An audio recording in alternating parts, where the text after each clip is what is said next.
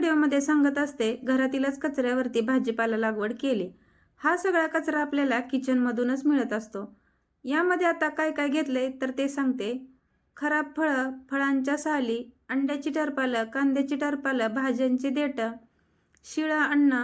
शिळ्या अन्नामध्ये फक्त भाकरी आणि चपाती घेऊ शकतो, तीही वाळलेली। चहा गाळून राहिलेली चहा पावडर ही धुवून टाकायची। हा 2 ते 3 दिवसाचा कचरा आहे, तो एका टपामध्ये साठवलेला आहे।